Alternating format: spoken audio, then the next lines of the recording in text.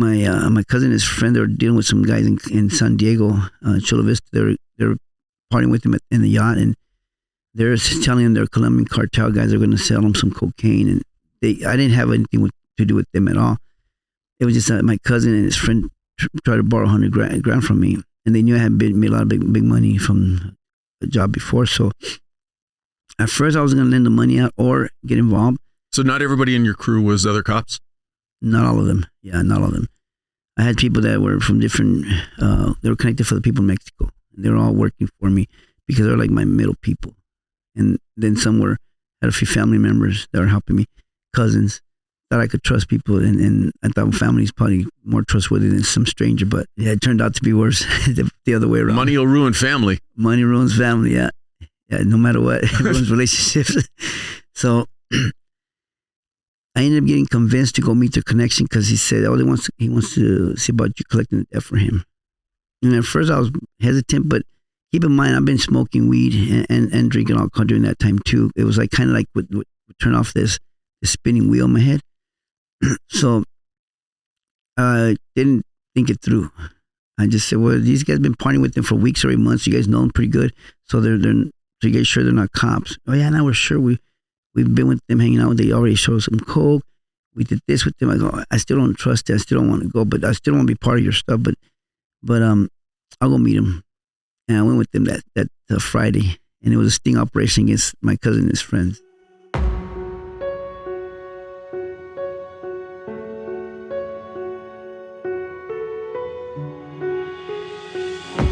Hey, welcome back, everybody. When you hear about LAPD Rampart Division in the early 90s, you hear the name Rafael Perez and my guest this time. As a kid growing up in LA, his dream was to box in the Olympics, but unfortunately that dream didn't pan out.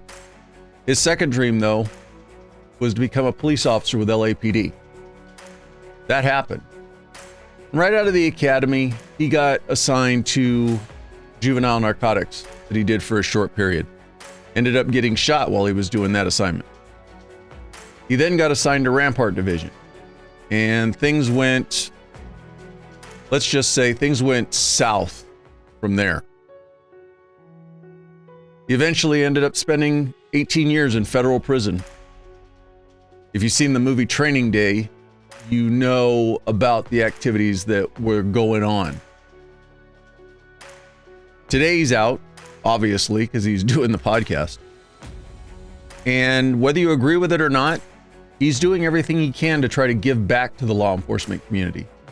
He talks to other police officers and tries to help them not only address trauma, which he has experience in and being shot, but not to do the same stupid things that he did, which ended him up in prison. It's an interesting conversation, so let's get into it. Here's episode 135 with Ruben Palomares. So talk to me about where you were born and raised. Time out. Time out. Take two. I was born in Mexico, Jalisco, but my parents, they brought me over when I was 1 year old, and they ended up, first place they ended up moving into was South Central, Watts, because we already had family members living there. Got it. So we stayed there till like I was maybe 4 or 5 years old, and then we moved to another city, which is still like Linwood area, LA still, and only there a couple more years till like third grade, and then we moved to Huntington Park. In Huntington Park, we stayed there till after high school. So you consider kind of Huntington Park home? Pretty much, yeah. Did you go back and forth to Mexico much as a kid growing up? Never went back. I went to TJ a lot. It's where I did live there back and forth with my grandma, and she had a big like she had a ranch, so I would help her on vacations to deal with all the animals and stuff. Only on vacations, but I stayed with her a few months. What did mom and dad do? My mom was more into like she worked out of the house, but she also would go to. She was more into what do you call that work? She was good with the sewing machine. She made clothing for companies. Okay. And raising 10 brothers and sisters. Just a small family. Small family. Were you the youngest? Were you in the middle? Second oldest. And my dad, who found out when I was 17, my stepdad, he was dealing with a lot of drinking, alcoholism, a lot of stuff he went through. So that had a big impact in our life, all of us, dealing with alcoholism and abuse. So you grew up in an abusive household? Yes. Was it something as a young kid you could really see that? I was just actually having this conversation with my wife this morning.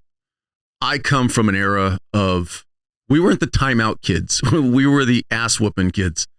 And so I look back on it now as like, I just had a stern, by the rules kind of dad. If you look at it today, it could be child abuse. Right. What about you? I mean, was it just a disciplinarian, or was it actual abuse on you and your family? It was both. He tried to be disciplinarian, but more like dictator, but at the same time, it was a lot of abuse because it was force and violence to get you to comply. But I didn't know he was my stepdad. Got it. But I noticed the difference in how he dealt with me and how he dealt with my brothers and sisters. I always felt I could feel the difference in his treatment. But I always took it like a form of, it's normal because it's the only way you have to be tough. He has to toughen me up. So I thought that what I was going through was just to toughen me up. It was nothing, I didn't take it like anything bad, but it made me really hardened. But I thought it was normal to be that way. Growing up in the environment I grew up in, because Huntington Park during that time, there was a lot of gangs from like Florencia, 13, and then because I did grow up there, but I also grew up in Boyle Heights because I boxed in Boyle Heights since I was like 12. I would either commute on the bus or ride my bike to the gym 6 miles away from my house every day after school to go box. So Boyle Heights was full of gangs too. East LA, Boyle Heights, all the gangs around it. So I was in the middle of all that, around me. And that's my back and forth upbringing, because I was going to be at the gym every day. So I have to be in that area too. The kids coming to the gym were from projects, from gangs, trying to get out of gangs to play sports or trying to avoid the problem or bringing the gang stuff into the gym. And you had that. And then when I got home, you had the OGs from Florencia around us all the time in the block and selling drugs, and you saw the violence. And it's just like something normal. But to me, I knew that that's something I didn't want. Who got you into boxing? I did. Just something you wanted? I wanted to do it since I was a kid. Well, I had a lot of, I knew I had an anger problem since I was a little kid. Because every time I would get upset, violence would be the first thing I want to react on. And I'll get into fights in the street as a little kid, and I might get jumped by 2 or 3 kids, and it wouldn't really faze me. It just made me mad that I didn't have enough ways of defending myself against 3 kids. So I started taking karate at 10, and from karate I still felt something about boxing was pulling me. So I asked my mom about that I want to go box, and she told me that she's going to ask her brother who boxed before, and he was going to introduce me to a gym. But that was like a big story they made up, because I found out later on that she was telling him, just string him along, but don't take him. I don't want him to box. So when I found out that that's what she did to me, I got on the bus with one of my buddies and went to a gym called the Hollenbeck Youth Center. It's on 1st Street, and it's by the Hollenbeck Police Station. And that's where I started boxing. And for you, obviously you were getting into fights and dealing with that aspect. Going to school, did you like going to school, or was it just... I didn't like school. Pain for you? I just had to go to school. I knew I had to do it because I was told I had to do it, but I didn't like it. And I knew I needed to graduate, but I didn't like it. School. To me, it wasn't something I was interested in. And I figured, let me get my boxing career going, and then maybe I don't have to go to school. How soon did you realize that you were pretty good at boxing? Like, I guess my first fight when I was a kid, and then I started the passion, and then the way I fought, the second fight, I just started getting into it. I got so into it, like at 14, I saw Paul Gonzalez. He came back from 1984 Olympics. He won the gold medal. And I started sparring with all those guys as a kid. And I started telling myself, if he can win the gold medal and do something good for his own life and his family, I could do the same thing too. So I put it in my mind, my heart, to pursue the Olympics myself. When was the first time, do you remember a coach actually, it's one thing to be in your own head and say, hey, I think I'm pretty good at this. Do you remember the first time a coach kind of telling you, man, kid, you got some skill, and if we kind of hone it, you could go to the Olympics? Yeah, pretty much all my training was Al Stanky Memorial. And then the fighters that were growing up from, they were champions, they would always like build you up and tell you. When they saw it, they told you, you just got to do your part, do do your homework, road work, run. Everything they told me to do, I did it. And they saw it. They saw my drive. They saw everything, my passion. And the ring, when I was in the ring, I was tough as fun. I like to go in there and fight. It was fun. Were you targeting a specific Olympics at any point in time? At first, I was trying to go to the 88 Olympics. So I started preparing for that. And I even had sponsors and everything. And in 1987, before the box office, I was supposed to fight a big tournament. I had just won the Golden Gloves twice, and then I went the Diamondback Championship. I had won that one. So you're building your reputation in ranks. You're building up. I'm walking up to the ring to fight this tournament. I think it was a blue and gold, and the person that put the show together, his name is Johnny Flores. He stops me right before I get to the ring. My opponent's already waiting for me, and he says that he's not gonna let me fight that fight. And I said, why not? He was, because you're not a citizenship. You're not a citizen yet. And I'm like, well, yeah, last year you let me fight representing the United States against the Mexican Olympic team. And I can't fight this tournament. But yeah, I'm sorry, you can't. Because if you win it, you go to the box office, which would have got me to the Olympic trials. And so I had gotten pretty much disqualified from the team. So then I pushed, I was mad, of course, I was pissed off. I was like, bullshit. So I ended up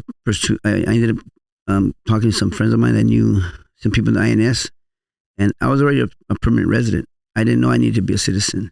So I pushed that, and right away they helped me out. I got my paperwork done, I got my citizenship. But it was too late for the 88 Olympics. So I told myself I'm going to go to the 92 Olympics. I started prepping for that. And then what happened? Well, I'm doing good. I'm still building up my name, my rank. I'm being recognized as an Olympic hopeful. And, De La Hoya sparring training too. I'm sparring with De La Hoya. We're growing up together in the boxing world. But I'm lighter. I'm 125. He's 132. But we spar all the time. Him and all these guys that became world champions. I spar with those guys all the time. I mean, I knew I had it. I knew I could do it. And then I got injured before the trials. What kind of injury? I broke my thumb, and then I got a ear and throat infection. I got a fever, and I just couldn't get to the fight. That was going to get me to the box office. And then, of course, I couldn't go to Mexico to fight then. There, it was too late for that too. So I ended up leaving boxing alone for a while. I just said, you know what, I'm not going to push it no more. And then because I already had my first daughter, I knew that I needed to get a good career that was going to help me pay my bills and take care of my family. So I already knew I wanted to be a police officer. And how did you know that? Or when did that, how old are you at this point when you kind of said, okay, I'm going to step away from boxing? About 21. And how long had you known you wanted to be a cop? Probably since I was 12. Because I always knew that, I mean, I watched a lot of cop shows growing up, but I also knew that you could still do good. The influence and the power you have as a police officer is positive if you do it right. But at the same time, you can still help people around you. And I thought, there's two different, you can do so many things with it. At the same time, I didn't like gang members. I hate gang members. I didn't like the action, what they stand for, the stuff they do, everything they do to the communities. I knew that because I saw it firsthand. And I saw family members of mine get killed in gangs, drugs. I grew up around that. I lost a lot of family members, cousins, uncles to drugs and gangs. Plenty. So I already know what that causes. And then I have family members in prison for the same reasons. And friends. So I always knew that that's not something I want to do. But I also grew up around where the cops were also bullies sometimes. So I also knew that there's got to be a balance somewhere. And I said, if I do this, I can still do my part and at the same time still protect and help, and then still carry my gun and my badge and have that. I've heard you say this. Your actual original boxing coach was a LAPD officer? Oh, yeah. Al Stanky. He was a police officer, and he was also another one that kind of helped me see that that's something that was pretty positive. But he did it as someone that didn't grow up in the environment, and he was still helping the kids. And I thought to myself, well, me growing up and living in that environment, I could actually mentor kids and help kids. Because I did grow up in the youth center. I did see a lot of kids in the youth center going into box and with a lot of potential. And then the next weekend, the next Monday, you show up to the gym, and during the weekend, one of those kids got killed by some gangster, shot him in the head or something. So you would see that a lot in there. So you start seeing the wasted talent. You saw the youngsters coming to the gym with a lot of aspiration, thinking, oh, I'm going to do this, I'm going to do that. And then they live in the environment, they go to the wrong spot, and they get killed. And these were people that I knew and got close to. So you start thinking, damn, it's tough, it's hard for these youngsters. Was it hard for you to mentally give up boxing and say, okay, it's time for me to be an adult because I got to take care of my family? No, it wasn't, because I knew the boxing has a lot of crooked stuff going on, to the dirty politics of boxing too. I knew the dirtiness of it and the corruption of boxing. You had already seen it? I saw it with my friends growing up who were world champions and Olympic gold medalists. I saw how they got treated by the managers, or things that happened to them in their career. I saw that though they had a lot of opportunities, they still got taken advantage of. They still got burned, and they still ended up. You could see the difference in their mental awareness to how boxing has taken a toll on their brain, And I said, I want to end up like that. So I knew that if I didn't go to the Olympics and get a gold medal, because I wanted to promote myself. If I get a gold medal, I'm going to be my own boss, and nobody's going to manage me. I'm going to manage myself and pretty much be like sell myself, sell my product, my goal to become a world champion quick and retire. That was my game plan. So I could still have my brain intact. When I knew I didn't get to go to the Olympics, I said, there's no point for me to push boxing, because when you get injured, there's no workers' comp insurance. There's nothing. You get injured, you have a family, they're not going to pay your bills. They're not going to take care of you. There's no backup. So either you have a backup plan and you have your brain intact, you have an education, or else boxing is all you have, and that's not good. So I pushed. The next step was to be a police officer. Just staying on the boxing thing for a second. When you said, okay, the Olympics are not an opportunity for me, at that time you had to stay an amateur to be able to go to the Olympics, correct? Yes. Was there any thought of, let me just give being a pro a try? Oh, actually, yes. There was moments where I had when I became a cop, and I already was a cop for like 4 years, I started seeing Oscar De La Hoya, same would come up, and I said, man, I should spot these dudes. I could do that. We could, we should go to town on these. What the heck? So in my head, I'm thinking, man, I could do this too and be a cop. So I had those two thoughts in my head. So I went and spoke to my coach, and I went and spoke to a boxing promoter, and they liked the idea, because they were like, well, you're a marketable product, basically. You're a kid growing up out here and a cop now and a boxer. That's a good combination. We could sell that and help you get your championship quick. But then as I started pursuing it, I started looking at the pros and cons of boxing and being a cop, the hard work. And then I started seeing and finding out there was like a conflict of interest for the department. So I'm like goes my dream. So I just left it alone. I had the itch, but then once I found that out, I said, I'm not going to bother with it. And maybe it's not supposed to happen. So I left it alone. When you started going down the pathway of becoming a cop, was LAPD the only agency you looked at? That's the only place I wanted to work for. I always had one of my goals was to be a LAPD SWAT. I always thought in my head, well, LAPD SWAT started the SWAT team, so they have to have the top-notch training. So I want that department. I want that. That's right, yeah. So what year did you go into the academy? 93. And you've got an interesting story of, you actually got pulled, well, not pulled. You were only doing patrol for a very short time and then got pulled into a special assignment. How was that? What was that about? I went to patrol for like 4 months in South Central, and then I got a phone call from they call it the Narcotics High School Buy Program. It's basically like 21 Jump Street. They called me and asked me if I wanted to join that team, that unit. And the only reason I did take it was because of my old bosses. I used to work for a private eye company before I was a cop too. They were all retired LAPD. And they'd always tell me, Ruben, once you join the department, if you're ever invited to work that unit, it's a good experience.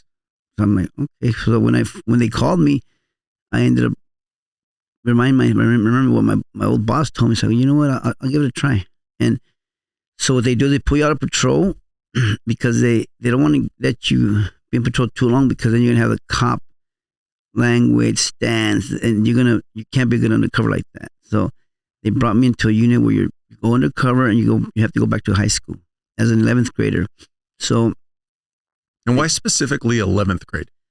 Because 12th grade, you're getting ready for graduation, so you're going to be too busy with all that crazy stuff that Got it. You don't want that, because your goal is to be in school, finding out who's selling drugs or weapons, and who's at war with who's, and just things that are going on in high school to buy dope or buy guns or whatever the case may be. But that's your job. So they want you to get decent grades, but you still have to play the role that you're still a rebel. You know? So you actually have to do the schoolwork. You have to do the schoolwork, yeah.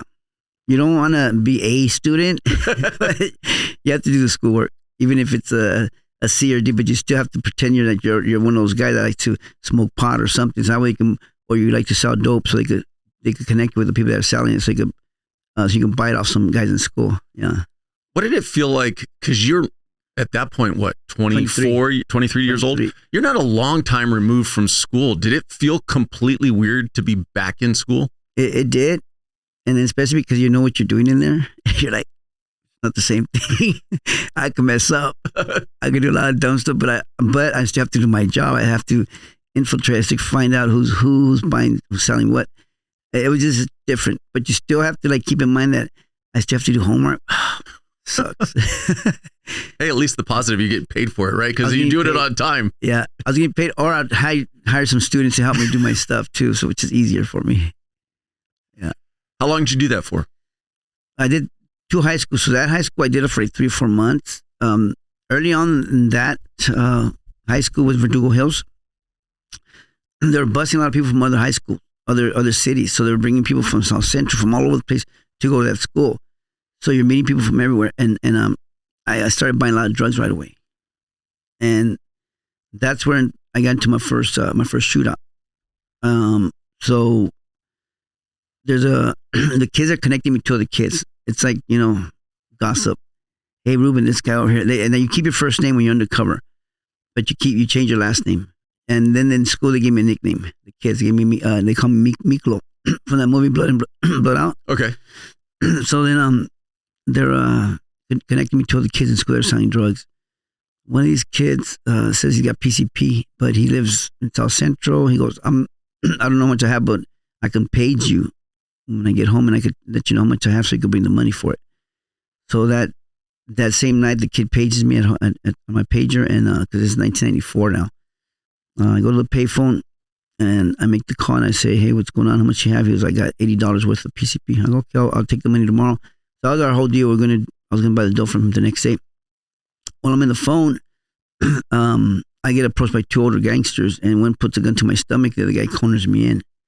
It was kind of like a quick scenario. They caught me off guard. I seen him walking towards me, but I had right away put my hand in my gun, my 9mm. Not that it looked, at first it didn't look too off the wall yet, like suspicious, but I still was knowing, I was aware that there's some. It's not normal for Florence in that area to have all this that traffic, pet traffic. And when they stood before me, before they turned on me and put the gun to my stomach, the guy was playing with some coins, so he threw me off. And the other guy was like, "Hey, let's go," like pretending I got to use another phone. So I, thinking I'm being slick, I told him I just went over there when I should just kept my hand in my gun. When I do this number, I point that way. The guy in front of me turns on me and racks the action to his gun and puts it to my stomach. And then this guy corners me. So it didn't give me a chance for me to go for my weapon right away. So it was, they caught me off guard. It was a pretty good setup. So now the guy's jabbing his gun to my stomach, like ripping me, hitting my, poking me with his gun. And he said, give me your wallet. I'm gonna fucking kill you. I'm like, I don't have a wallet. I already knew that if they find my wallet, I'm still gonna shoot it out because I had my badge in there. I had my cop ID. While I'm undercover, I wasn't taking it to school. But when I'm out of school, now I got my gun and everything on me. But I'm still plain clothes. So I keep distracting and telling him, well, here's my money. But I don't have a wallet. The other guy's trying to get to my pockets. As he's trying to reach through my pockets, I keep moving his hand and telling him, I don't have a wallet. Just take whatever you guys want. You guys want the car? I'm trying to get him to leave. But the guy in front of me still like really being insistent and said, give me your wallet. I'm going to kill you. I'm like, I don't have a wallet. And I'm just trying to throw him off. But the guy's still getting like real stubborn. So at one point, I know that it's going to be on. So this guy reaches closer to my waistband where my gun's at. I smack his hand. I backhand him in the face.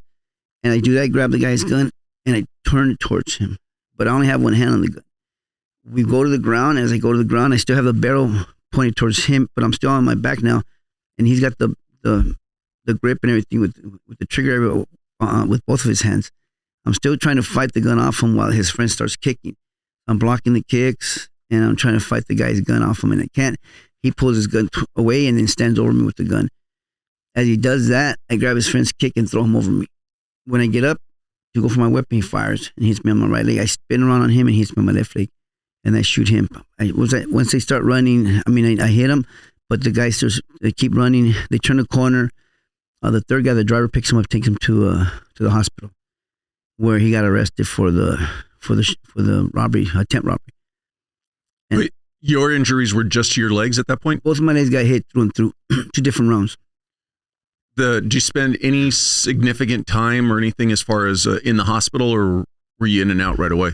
Excuse me, in and out right away. They took me to the hospital the same night. I'm only there, I'm guessing not even 5 hours, and they drove me home. My old partners drove me home.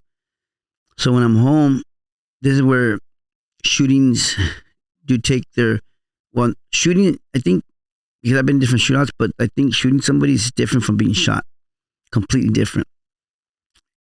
For everybody's different. I can't speak for everybody else. I can speak for myself. Me being shot, because I'm a perfectionist, I'm stubborn, and I'm a well-trained martial artist, and getting shot makes it more harder on you because you can't accept the fact that you drop your guard, and here you are, the guy that has a training, but you fucked up. And you want to blame yourself, and you go through this whole process of saying, what could I have done better? How could I have gotten avoid that? Damn, all this training, and here I am still getting shot. You go through so much crap, and then not getting help for it is even worse, because after the shootout, I went home, and I'm just at home just going through the scenario over and over, and then everybody's calling you from the department to find out what happened, so you got to tell them the story every day, and you're like, I'm tired of this telling the whole story over and over, but you're not getting any help for yourself. And in the 90s, there's no type of awareness of anything of mental health or PTSD or anything. Everyone that I worked for back then were Vietnam veterans, and none of them got any help. They were just like straight gunslingers. They were crazy. It's like, hey, you're alive. Keep moving. Yeah, that's it. And that's what you knew. That's what you knew, and that's how I grew up anyways in my upbringing. So it was like, it's normal, just get up and move. So when I'm working the undercover unit, they're reaching out to me just to see how I'm doing, but they're more like, when you come back? And in my head, I'm on probation still. I still have like 6 months to go to finish probation. And they sent me to physical therapy. But I never went to get any type of like one-on-ones with somebody so I could say, hey, why am I thinking all this crazy stuff? How do I deal with this? I never did. I just try to push it down and numb it or suppress it somehow so I could just move forward. And that's what happened. And then they, like a month and a half into my little therapy, they say I went back to work undercover with crutches still. And I had the bullet wounds are still fresh because I still had gauze and all that. So I had to clean them up still all the time. So it was just fresh. I'm in school, and you're not supposed to take your gun to school, but now I'm carrying my gun. I don't care no more. I'm like, I'm going to carry my gun. I don't care. Are they pushing you almost to get back? Because in a weird way, you could use being on crutches and being shot as a way to further your undercover, your persona. It was similar. Yeah, it was like a better pretext because you can use it to buy more drugs and basically get people to get comfortable with you. And more like, it was more the numbers for them too, though, because the detectives get the credit for the arrest. And in my mind, I'm thinking, well, these people don't care about you as a police officer; they just care about the numbers for the career. So that's kind of planted a seed in me, like saying, fuck these guys. So while I'm there in school, I'm buying drugs, but I'm not listening to them more. I'm not gonna not carry my gun. I'm gonna carry my gun, and I still would ditch with the kids, and now I'm buying more drugs though, because everybody found I kind of use it. I did use the shooting to my advantage. I made up a story that made them think that, damn, this guy's crazy, but he's out there moving drugs. So let's hook him up. So they're connecting me with people now, other kids, and even grown adults, and they're taking me to the houses where they have kilos of cocaine, weapons. So I'm buying dope here and there, and then I'm setting up search warrants for these houses to hit the houses. And we did a big bust on that, and during that semester because of that. But then they wanted me to go back to another school. They sent me right after that school. They sent me to a different high school, which is Manual Arts, which is really loaded with gangs, and 18th Street is running that school.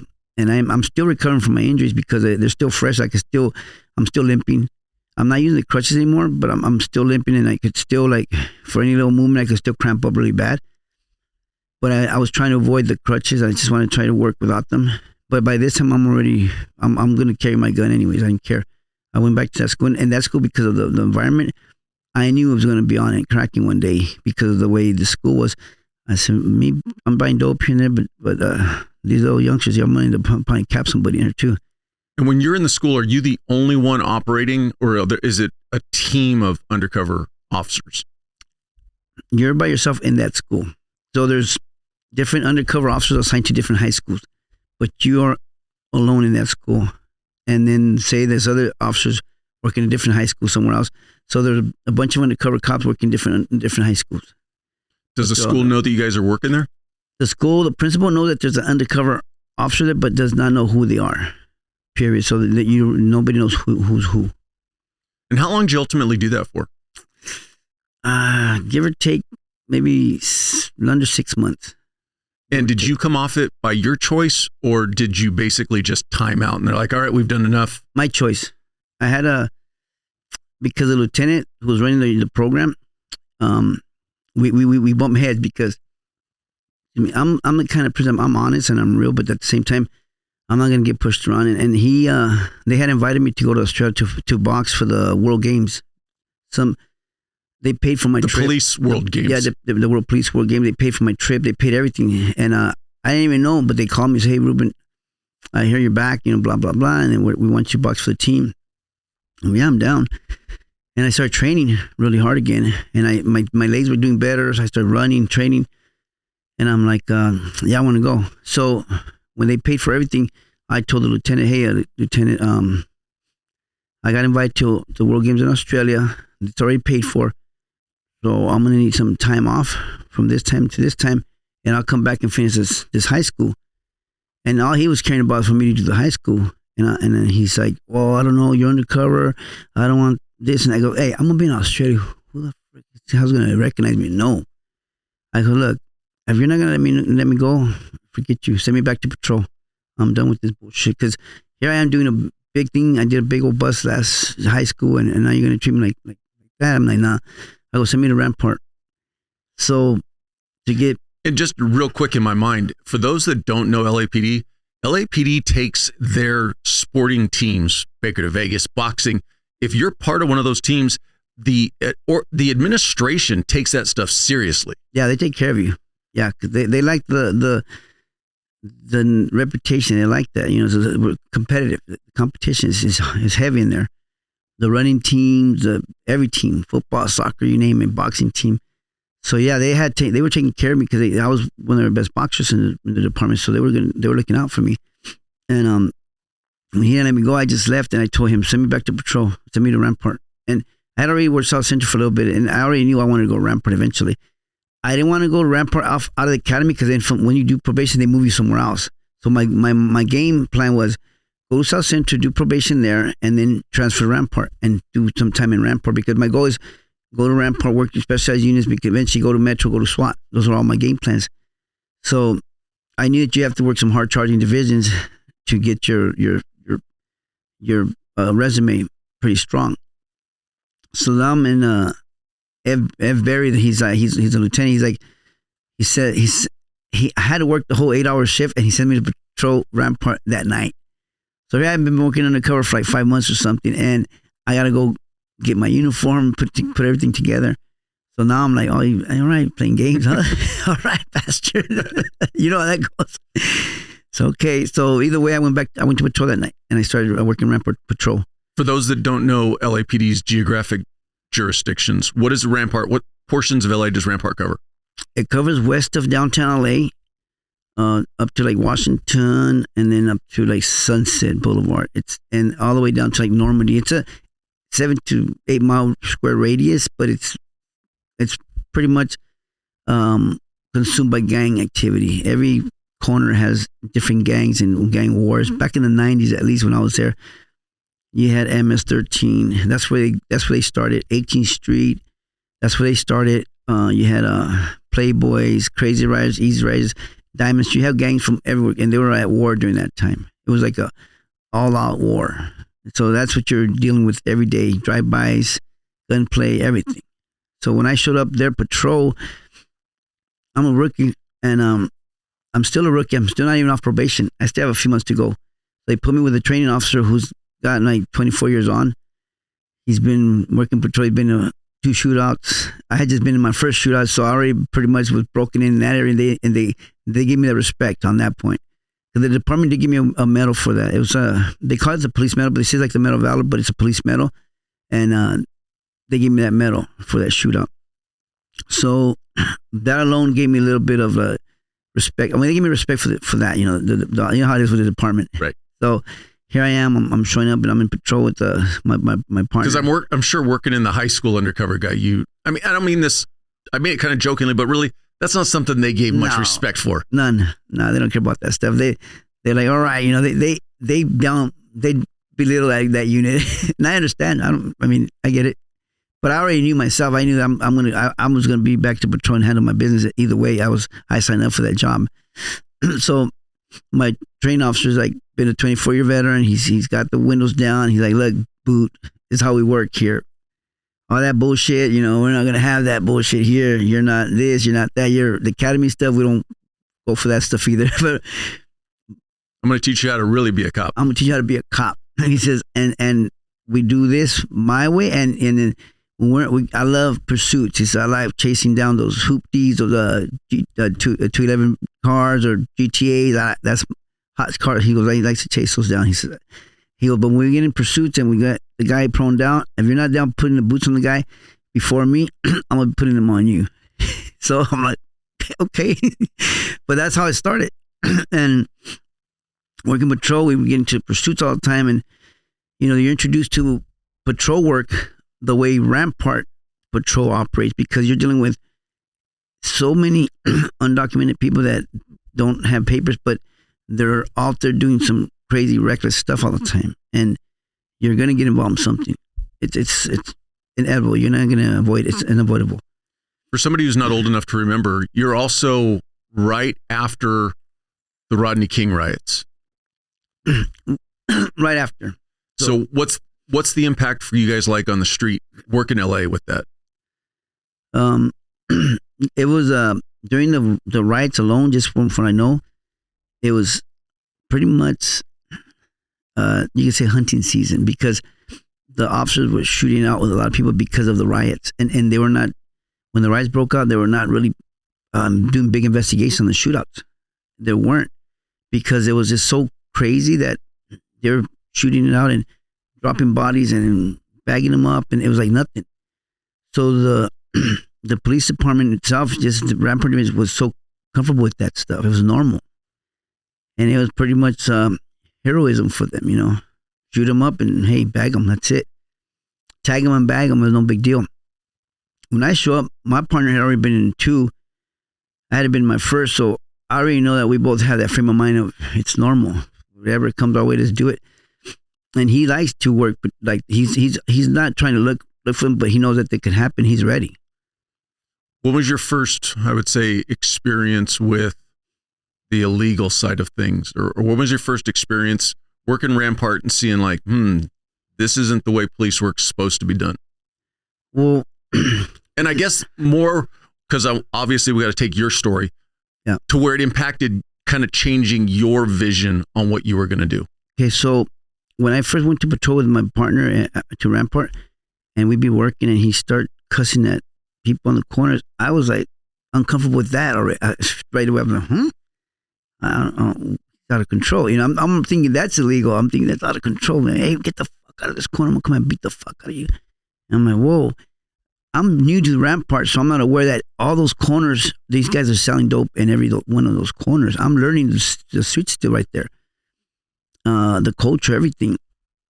Though I grew up in the Hispanic community and culture, and around different cultures, Rampart is different because the way it's so like diverse with people from El Salvador, Honduras, Nicaragua. But they all have different cultures too, and you're learning from everybody there. But you don't know what they're all about. They're all selling dope in that area too, and they're selling it for the gangs, and they're selling it for themselves. And I'm not aware fully yet of that until my partner starts introducing me to, but that alone was already like, I was like, man, that's a little bit too much. And in my head, right?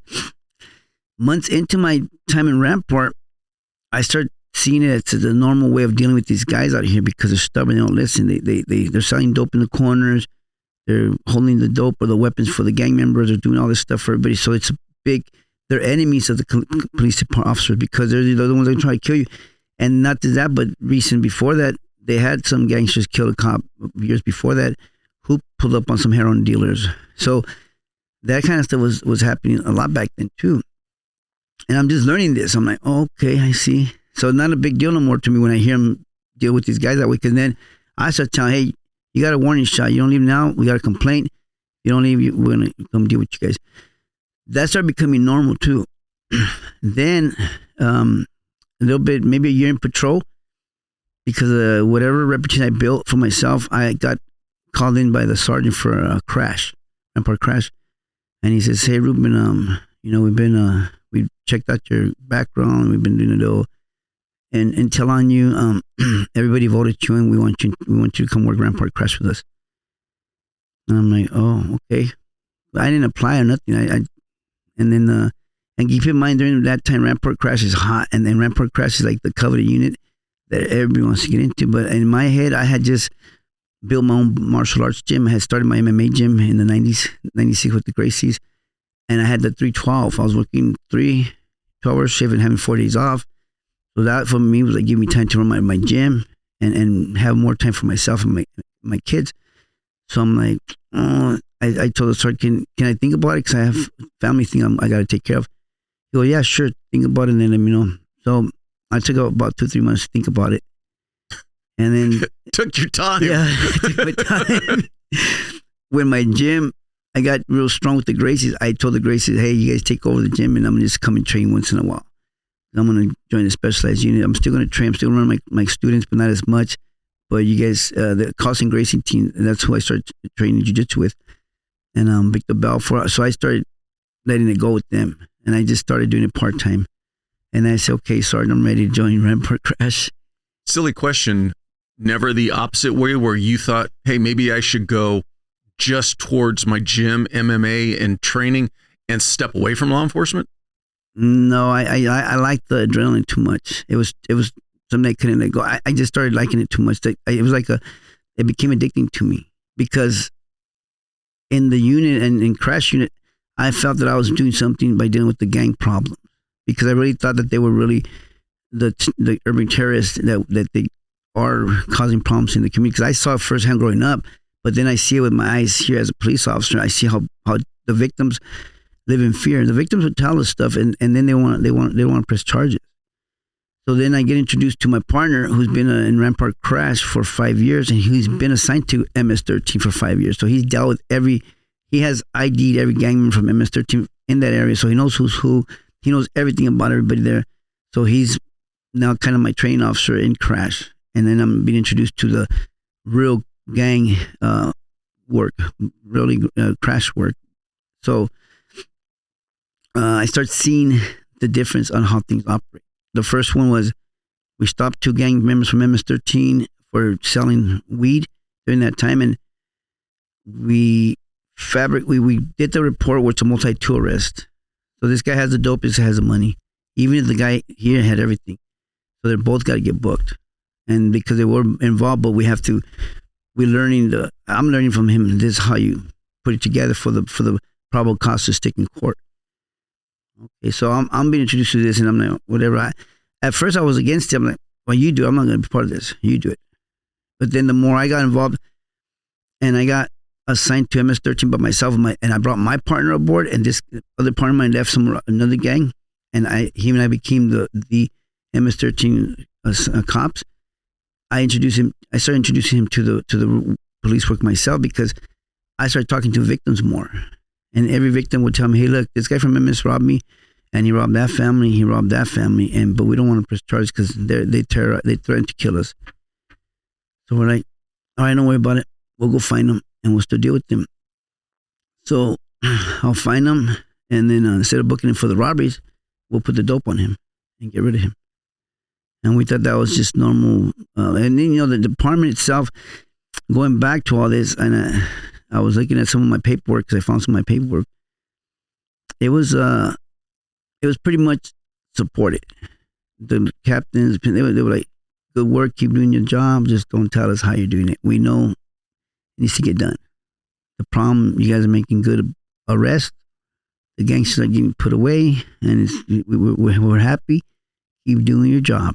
So we're getting the green light. And who's not going to be like, all right, F these dudes. They're terrorists, they're killing, robbing, raping.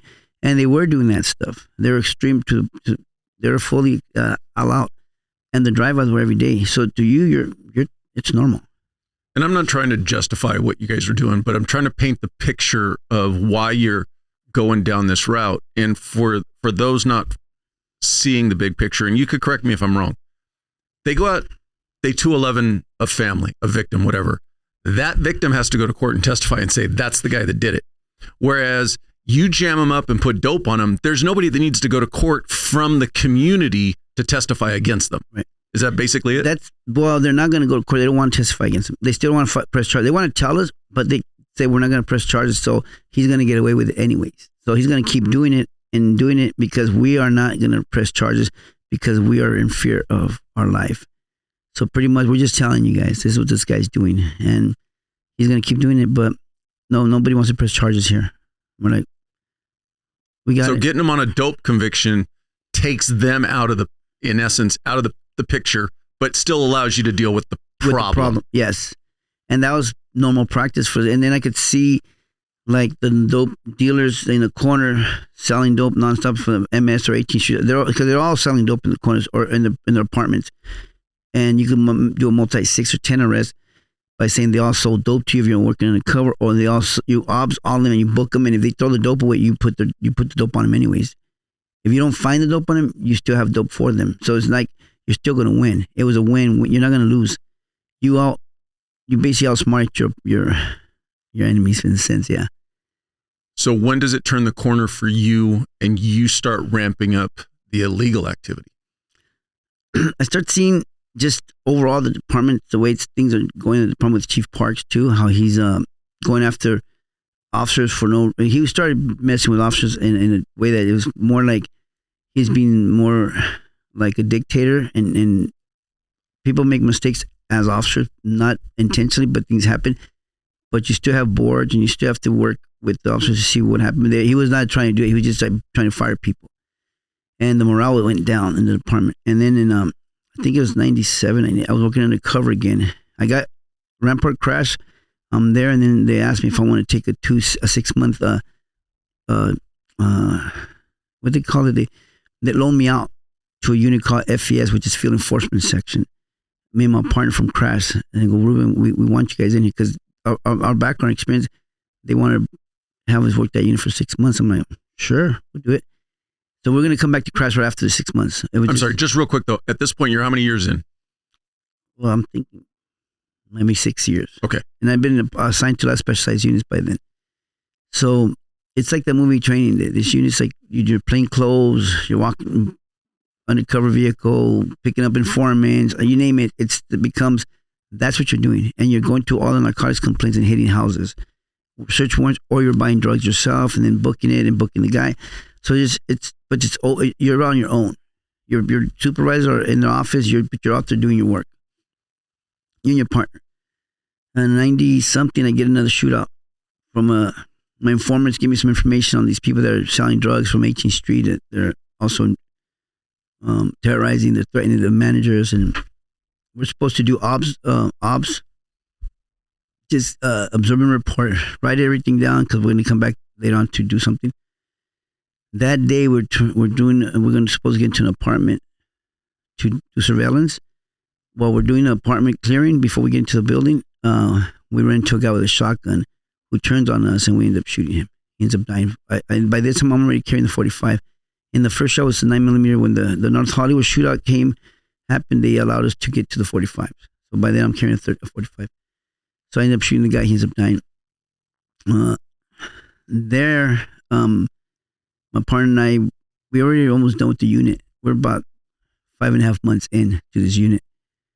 They sent us to a psychologist, go back to work the next day. And then we're back to Rampart CRASH. Right when we're back to Rampart CRASH in 98, like not even a month, Rafael Perez gets arrested for something completely different from the CRASH unit. He stole the cocaine from the property, Evans Locker, and he started just selling it with his workers. They started selling cocaine. When he gets in trouble for that, he's going to trial on it, and he gets a hung jury. Well, everybody that worked with Perez knew that Rampart CRASH, how it operated. So we're not thinking anything it's happening. We're just thinking it's his case, his life, whatever he did, that's on him. Well, he, instead of going to trial again, he starts opening up the can of worms of what Crash is doing with the gangs. So that opens up a big investigation for Rampart Crash. Had you worked with him prior to that? Yeah, I had worked with him. I worked with him. We worked together in certain, like we would break up gang parties, and just we did search warrants together. We did that type of stuff, but we never worked as partners, but we worked as a unit, and that was normal. But we knew that everybody operates the way they operate because that's the Crash culture, and that was normal. And when he starts opening up his mouth, I'm like, what's up with that? Everybody knows about that. Why is it a big deal now? Why is this not? Why aren't they shutting him down when everybody knows that this is happening? Crash. All of a sudden, it's a big deal. So instead of me looking at it in a different light, I'm getting really bothered by it because I see my friends, my partners, are getting laid off or putting under investigation, and with a leave of absence, not being, they're being put on administrative leave with no pay, and these guys are my partners. I'm like, all because of press. I'm thinking, well, this bullshit. So I see the department, how they're going after them, but there's like 18 crash units, but they're only going to Rampart Crash. I'm like, why are they only hitting Rampart Crash? If they all know Rampart Crash is not the only one that's doing this. So only the department, I say, oh, this is bullshit. We're in that initial jump off where they're really kind of putting a microscope on Crash. Were you able to stay out from underneath that spotlight initially? Yeah, I was. Perez tried to say stuff about me in one of my shootouts, and I mean, it was just him trying to get himself out of his own jam, make stuff up. He lied and stuff, and I knew nothing was going to come about it, but he did try to bring my name into it. And I mean, I knew that nothing. I had nothing to hide. I mean, he didn't know nothing about me, especially like my arrest. He wasn't with me in my arrest, so he was not going to be able to say, "Oh, Ruben did this and then this arrest." I didn't care because I knew that nothing was going to happen, but I was still upset. And then during that same time, I got offered a new position to be an instructor for the Department's Tactics and Self-Defense. So I took the offer to leave the gang unit, and just stay like out of the bullshit. So I took the unit for 2 years, but while I'm going in the unit, I'm training. I'm still doing my thing. I'm teaching the department's tactics, self-defense, and I'm getting ready for Metro.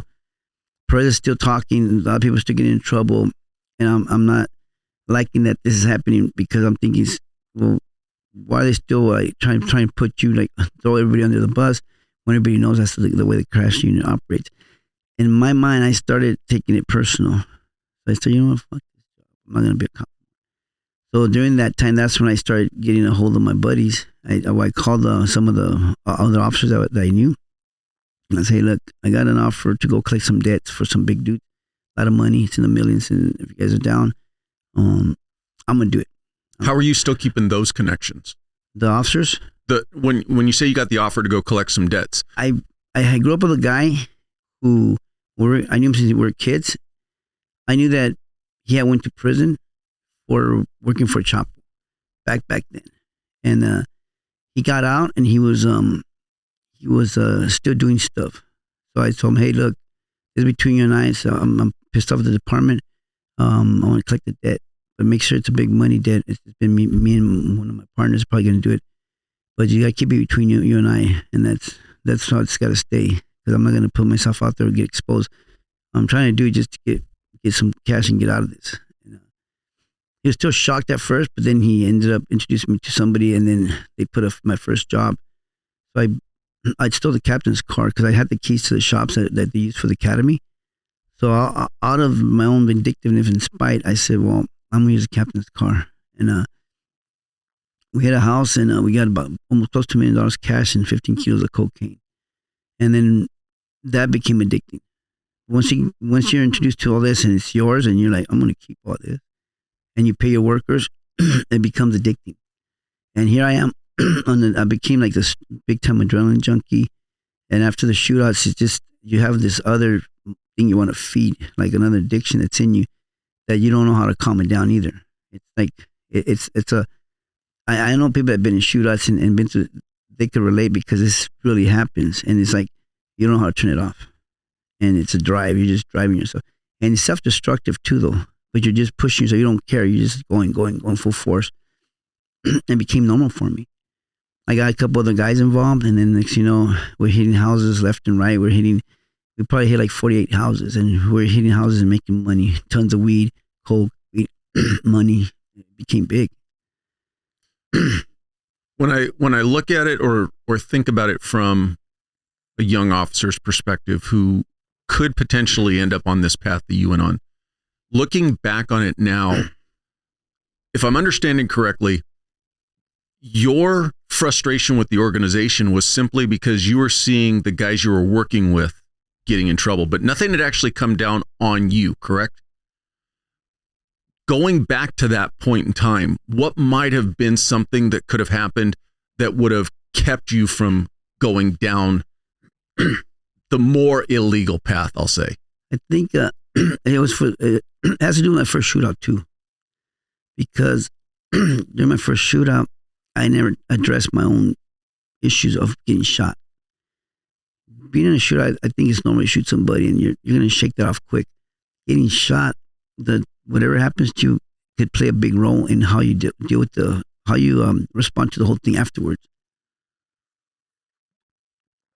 It gives you a different perspective of life and things, but then sometimes you could lose like the fear of dying too, and you start getting to the I don't give a fuck attitude, which really happened to me because you face death and you shot out and you got shot. You lose that fear of the bullets come through. You see the bullets coming at you, like it became like a rush too, and you're like, man, this is kind of fun in a sense.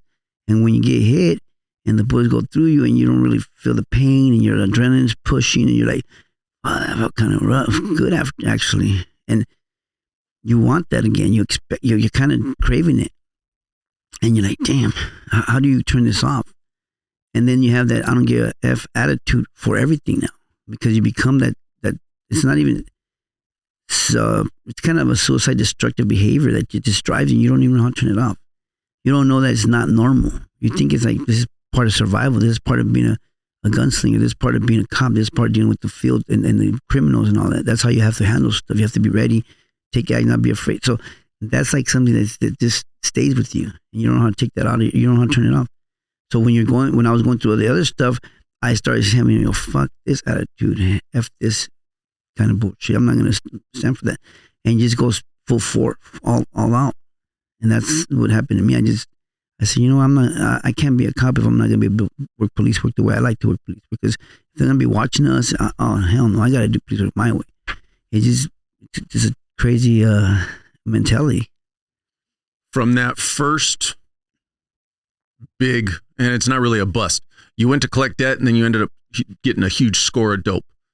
From that time until your actual arrest was how long? 2 years. And in that 2 years, was there ever a point where you're like, shit, I am way too off the rails, I need to roll this back in, and just couldn't at that point?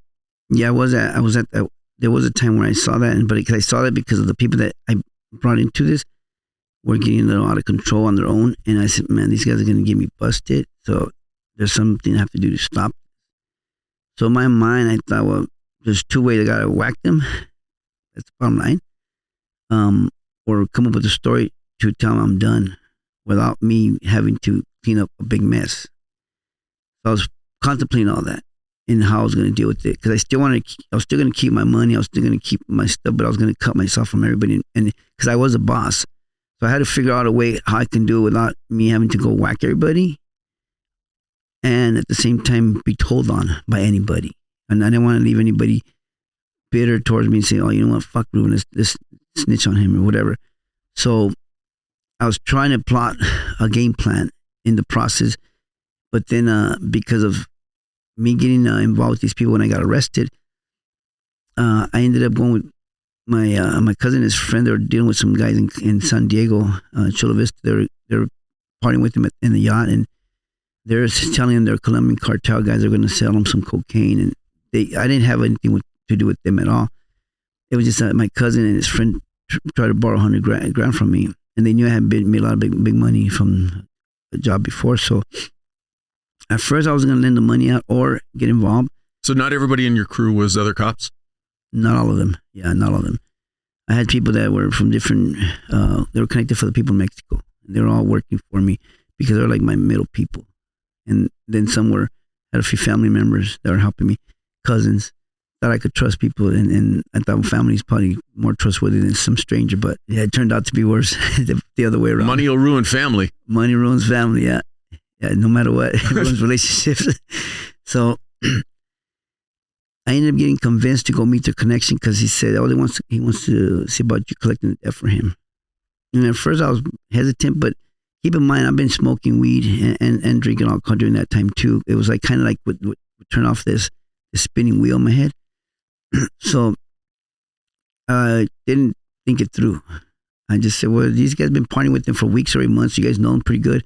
So so you guys sure they're not cops? Oh yeah, now we're sure. We've been with them hanging out. They already showed us some coke. We did this with them. I go, I still don't trust it. I still don't want to go, but I still want to be part of your stuff. But I'll go meet them. And I went with them that Friday, and it was a sting operation against my cousin and his friends. So when they busted everybody, I got caught in their arrest. So that's how I got arrested, which was good. It was perfect timing. When you say it was perfect timing, why do you say that? Just finally you able to get out? I was plotting other stuff because I was thinking about killing 3 people that night. So I was like going to the far end, and that arrest stopped me from doing that. And then everything just started falling into place for me when I started realizing, when I got put in isolation, a lot of stuff started coming, and I started able to sit back and think. But then I also was introduced to a guy in there that ended up introducing me to the Bible, and things started changing for me from that point on. From that arrest until all of your time in jail, was there ever a period where you were, like during your trial or anything like that, where you were out, where you could have, quote unquote, ran away? I didn't bail out. I didn't want to, because at first I did. I first wanted to get bail, only because I wanted to fix my situation at home with my house and everything. At first I thought about it. I said, let me go square things away before I come in here and do my time. But then I started reading the Bible and praying and started learning more about that. I started realizing that I need to just relax and calm down and trust God and just stay here and let things play out the way it's supposed to play out. And then at the same time, my time was going to count while I was in there. Had I bailed out and waited 4, 5, 6 years to get sentenced, that time wasn't going to count. I was going to have to start fresh time, which was a good idea that I stayed, because when I got sentenced to my second indictment, they gave me the 18 years. I already had 7 to 8 years in. So that time counted. So I only had whatever time left I had, 10 years or whatever. Did you find out afterwards, after that initial arrest, had there already been an investigation going on into you, or did it all come from that one arrest? It all came from that one arrest. There was nothing into me yet. I was under the radar. But it went federal immediately? Immediately federal, because that sting operation was by the DA towards the people that took me there. And as you said, you ultimately did how many years total in prison? They gave me 18 years. I did 16 out of 18. Yeah, federal time. Federal time. In one facility? No, I did 2 years in San Diego. I did 5 years in a solitary confinement in San Bernardino County Jail. And then I went to Arizona for 2 years. Herlong, California, close to 2 years. Mendota, California, maybe a year and a half or so. And then I got to Texas for almost 2 years. Colorado. I was in Oklahoma a little bit. Colorado for almost a year and a half. That's where I left. Colorado, I got on the bus, Greyhound, and came home. For somebody who's not been through the process, why so many moves? They call it, they had me separatees. When people told on me, like 20 people in my case told on me, they separate you from all your co-defendants, so they can't put you in the same area where they're at. So they move me around. But in each of those facilities, are you in any type of protected unit because you're a former cop? No. It's just your general population. You just show up and you're with everybody, the masses, and you gotta establish yourself. You gotta do your time. And for me, being in San Diego the first 2 years helped me understand how the system works and how I can maneuver it so I could do my time in peace with the general population. And because San Diego, I did get hit up by the gangsters and told me they wanted me off the yard, and I ended up telling I'm not going to go by myself. I ended up letting him know I'm not going by myself. We'll have to go together. Basically, I told him, got to fight, we're going to fight, but I'm not going to let you guys push me around. Then the boss of that guy was somebody I knew from the street, and they talked to him, they left me alone. But then after that, I started understanding that you have to work the politics in there too. You have to know how to talk to people, and you got to be honest. And if you have a beef with them, you have to handle it, because you don't want to be in there a Superman either, because you don't want to get stabbed or jumped by 10 guys. And if you do have a problem with somebody, and you know that somebody that you know that it's inevitable, you're gonna have to go to the yard because you don't want to have to kill somebody in there. My goal was try not to kill somebody, and I'm not gonna get killed. And I had to be smart about it. So in the prison system, there's the races, right? So I'm Mexican, so I would hit the shot callers up from the Mexican, like the bosses, and I'll say, hey, look, I'm from here. This is why I'm in here. I'm gonna tell you guys straight up why I'm in here, so that way you guys hear from me. And now, if you and I, we're gonna be good, or we're gonna have a problem. You have a problem with that because of what I did. If we have a problem, let's square it away now. Or if I need to leave this yard to the yard, let's do that now too. Because I'm not gonna be watching my back and thinking I have to kill somebody. They have my back, so that was a good part. And I thank God, because I know that that's all the way it was established. Because every yard I went to, I had to reestablish myself. But for a lot of other people that go in there, ex-cops, if they don't know how to maneuver, they're going to have to watch the back, or they're going to be PC'd up, or there's so much stuff that can happen to them, and that's their life. Whatever they have to go through, they're going to go through it. And because I did meet a lot of cops, and they were scared. I met a lot of cops that were hiding, not saying nothing. But for different reasons, we're in there for different types of arrests, but they were there for false warrants, hit the wrong house, or because something happened politically in their division, but they're in there and now they're doing time. And it kind of sucks, because you get to see that a lot, and you get to see that they get abandoned, and they're individuals that did their job, and something happened in the process of career, and they just get shunned by the department. And it sucks, because you did put your life on the line. You didn't start like that as a cop. You did not start corrupt. You didn't start with the issues. That stuff happens in the process. And I'm not saying issues all the time. It doesn't have to be issues. Just the stuff that happens to you through the career can change your frame of mind. It does change you. And if you don't know how to process it, work on it, it could take its toll on you. So things happen. When you were in, you said you found the Bible. At what point did it turn to where you knew when you came out, you wanted to be able to try to give back? While I was in there, I started focusing more on my inner healing, my own personal healing, my own journey, to start working on myself, because I still had a lot of desires for violence in there. And I was in the shoe for 5 years with a lot of the shot callers. And the only way I felt that I could take care of somebody by hurting them. And a lot of times it was more like just kill them, because they're shocked, they're lifers. They don't care, they're stupid. They're going to try to pull out a knife on me, and I'm going to have to just kill them. So I was trying to read the Bible and pray and trying to work on my change of myself. But at the same time, it was hard, because I had to deal with the challenges in there. And I would question my walk with God. Like, say, what kind of Christian am I if I'm still thinking like this? If I'm still willing to hurt this dude so fast, so am I really saved? Am I really a Christian? Am I just like, what's going on right here? How come I still feel this or think this? Yet I'm reading the Bible, I'm praying every day, but I'm still experiencing this stuff inside me. Why is it not out of me? Why can't I have a different way of processing things and reacting to things?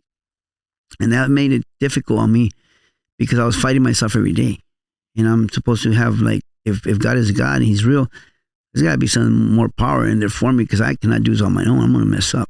And the more I dug, the more I sought help. I reached out to Christian psychologists. I started working on myself, like, where I started experiencing deep level healing, where I was able to, like, forgive people, forgive myself, and just start working on my own personal journey, where I started feeling the inner part of me have peace, where I could actually respond to things different. It was an ongoing process. I had to do a lot of work, and I had to hire people, and I had to read books. I had to study a lot in there, because I did draw from different ministries, where I started, like, learning different ways of dealing with my own issues. But I didn't want a temporary fix. I wanted a permanent, deep level freedom. I didn't want to be walking around with this and forcing myself to not do stuff. I wanted to know that it's not going to trigger me. So I had to get a lot of different tools, a lot of different books, a lot of material, a lot of professionals. And I was in the solitary confinement for 5 years. I did 7 years in the SHU, but 5 years in the seminary, where I did a lot of studying and researching on my own problems, my own issues. The word PTSD still didn't exist. I didn't know about that yet. It took me 12 years in prison to finally understand what PTSD is. I was in Texas when the chaplains, they ended up paying for my course there. I worked for the chaplain, and he ended up paid for my course on trauma, deep trauma healing. And I started working with the inmates in there. And I started working more on myself on other levels that I had no idea I still had to work on. So the more I worked and found out that this is working on me, it's really helping me. I feel this peace. I feel that, man, it's a way different. And I started helping other inmates in that they would bring to me. And then I ended up helping a lieutenant from a ex-SWAT lieutenant from Antioch PD who was going through it. He was in there for something, and he was going through mental torment. He was suicidal. A bunch of stuff he was going through. After 3 sessions with him, he healed. And this guy already has his own book out. He's got his master's in Christian counseling. After we worked together, he just got into it too. But he's been home already too for a while. But I started seeing the results. I said, this is what we need. We need deep type of healing. The departments don't provide all that, and they don't provide someone that you could actually trust, because not everybody that you talk to can relate to you. So the more I realized that was like I felt that was my calling. So the more I studied, the more I started putting into my heart, say, well, you know what? When I get home, I want to produce programs that can help first responders, law enforcement, just people that are dealing with the same trauma, and they haven't really had results, good results, and they've been trying to numb it some other way. And that's where I started getting the passion. So what year did you come out? 2017. I've been out for 6 years. When was your first event where you were talking to other law enforcement officers? I got invited to Vegas, maybe like the second year. Maybe the first year, I think. They invited me to Vegas to go talk to the gang cops in Vegas, like 200 gang cops from all over the country. And that was my first time I was able to talk to cops on that level in regards to trauma and different stuff. But I mean, it was my first one. How scary was that? It wasn't, because I was confident I knew what I was doing for. I'm not like one to sit there. I know what I'm doing. I'm not afraid to put myself out there. I'm not. That's just the bottom line. I'm real, and I'm going to be telling. I'm going to help you. I'm going to help you. If you don't want to help, I'm not going to waste my time. And don't waste my. I'm going to be real like that too, though. I'm there to help whoever wants help. If you're not, you don't want to hear that. That's not my problem. You're the one that's going to suffer later. And whatever you're going through, that's on you. Bottom line, you have to carry it yourself. What kind of response did you get from other cops once you were out and started talking to them, telling your story? Positive. I mean, I would say 90% is good. You're going to have the 10% that's probably going to be behind my back, mad and upset, and I understand all that. But pretty much 90% see that I'm genuine, real. I'm not doing it for other reasons. I don't have a hidden agenda. I'm straight up here. I went through it. If I could help you, I could help you. If I can't help you, hey, you got a friend I can help? That's cool. That's it. That's just the way it is. Have you found that the more that you're working with them, the more you're getting, I say younger, but other cops kind of reaching out to you going, hey, I find myself going down a bad path. Can you kind of help me? And are you getting those kind of people reaching out? A little bit of everything, because I'm getting some that are retired, that are struggling. When they retire, they want to commit suicide. Some that don't know what to do with themselves after retire, or some that are going through it during their career because of stuff they've been through, and they got in trouble for something, or they're fighting something, and they got into a shootout and now they're struggling. I get a little bit of everything, which is cool, because I can relate, and yeah, that's what I'm for. That's what I'm here for. Are you primarily just doing group conversations, like speaking to groups, or what are you doing? I do one-on-ones too. I do one-on-ones. Yeah. Is this through a company that you've created, or are you working with a different entity? I get invited a lot to different companies, but Homefront Protection, they just hired me to do Zoom meetings or Zoom training for them once in a while. That's one that I just start with, but I get invited from different agencies, probation, correction department supervisors. They invite me often to go do either going in person speaking engagements or Zoom.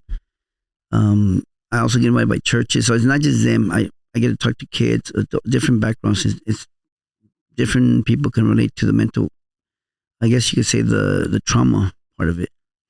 You have anything else on your horizon that, as far as this aspect of it, the helping and giving back, that you kind of planning or hoping to get to? I'm training a lot of deputies right now, and but I do a lot of martial arts too, boxing, kickboxing, jiu-jitsu with the deputies and different backgrounds, but I use it as a tool to get you more comfortable with the mental health part of the counseling too, because a lot of people use it for for distressing, you know, for anger management, when you're punching the bag or punching the mitts. There's a lot of that stuff.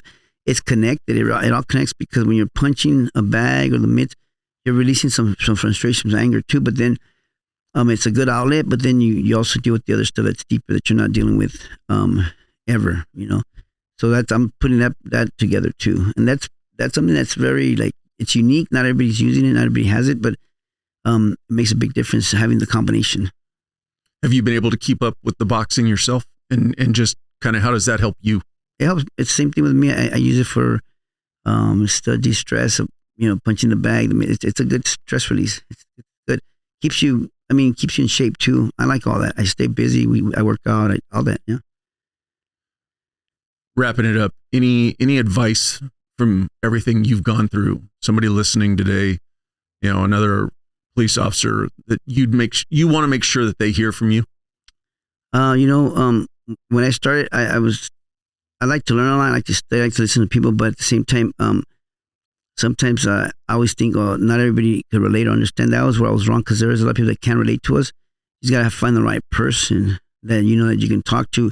And that's one of our problems. We're not, most of us men don't know how to be vulnerable and talk to another man about something we're going through. But there's always somebody out there that you can actually find and talk to, but you have to look, because I was that guy, I isolated myself, and I didn't think anybody could relate or understand what I was going through, so I wouldn't talk to nobody. And when you isolate yourself, it becomes worse for you, because you go to a deeper dark hole, and then that's when you can get self-destructive.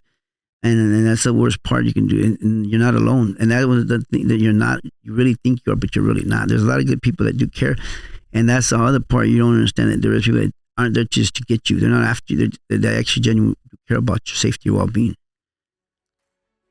I appreciate your time, and I wish you the best going forward. Thank you for sharing your story. Thanks. Appreciate it.